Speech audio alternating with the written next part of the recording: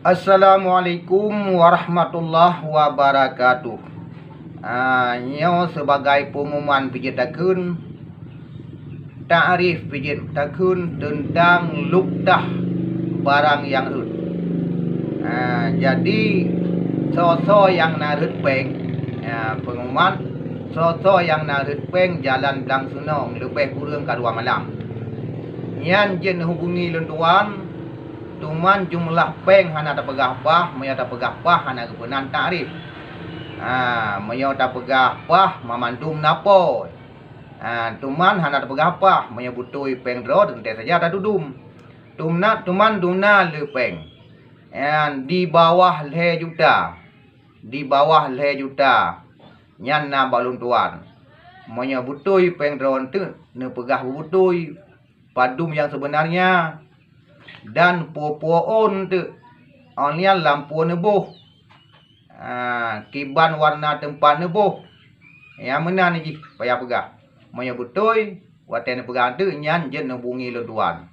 Maya na butoi nyan benija. Jadi nyon ke sebagai pengumuman yang 3 tu taulang bila na so yang reut peng jalan Blang Sunong lejih di bawah le juta dan jen hubungi lentuan. Dumna peng tene pegah butoi, popoon dan lampu nebuh. Nyan moyo ta ro tu te butoi ne pegah. Nyan je nejak balun tuan. Nyo sagai sebagai tarif ataupun pengumuman.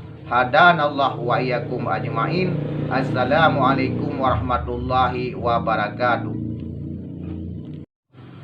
Assalamualaikum warahmatullahi wabarakatuh.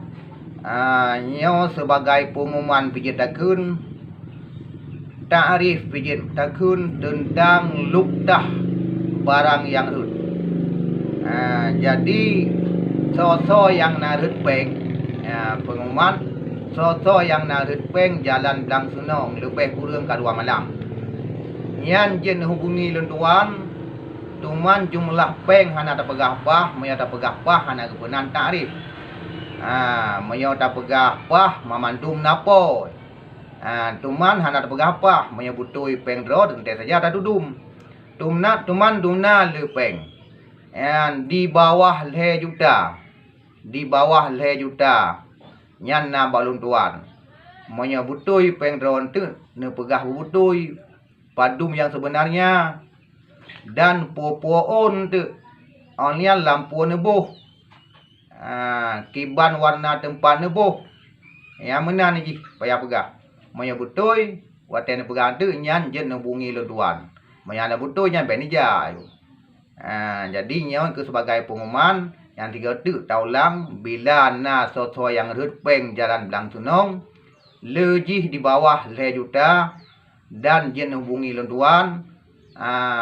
Dumna peng tene pegah butoi, popoon dan lampu nebuh.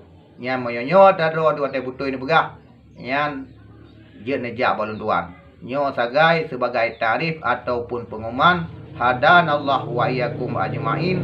Assalamualaikum warahmatullahi wabarakatuh.